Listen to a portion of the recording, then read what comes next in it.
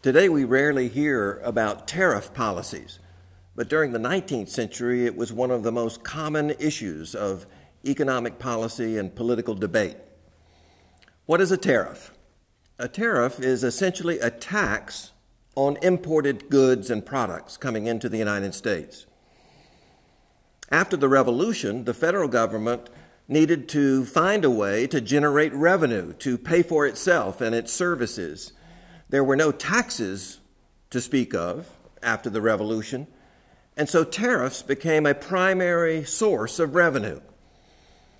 So tariffs were developed to generate dollars for the federal government.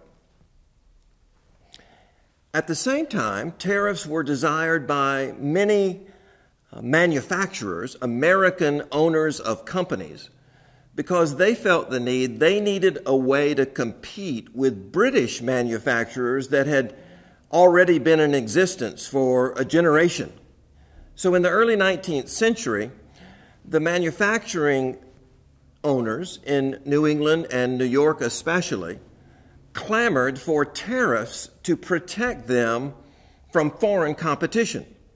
The idea being that if the United States placed a tax on imported products, it would enable American producers of those same products to compete in the American marketplace. So two reasons for tariffs. One, to generate revenue, and two, to protect infant American industries from foreign competition. New England and New York and Pennsylvania were the states that especially promoted higher tariffs on more goods. The southern states in general, because they had less industry and factories, they were less enamored of tariffs. In fact, they opposed tariffs because they felt they were disadvantaged by tariffs.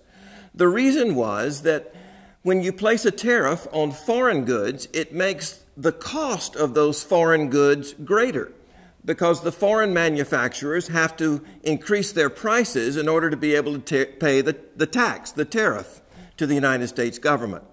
So if you're a consumer, like a southern farmer, you had to pay more for your products because of tariffs artificially raising the prices. So this is why tariffs became such a controversial public policy issue and a source of political debate. And in particular, by the 1830s, the South became very critical of tariff policy because they believed they were being disadvantaged by New England and Northern industrial interests who wanted tariffs to protect their companies and were not concerned about the impact of those tariffs on consumer prices in the South. So this tension, this need to balance tariff prices with consumer prices became one of the most volatile political issues in the 19th century. And people across America cared deeply about tariff policy and tariff rates because it directly affected their pocketbooks.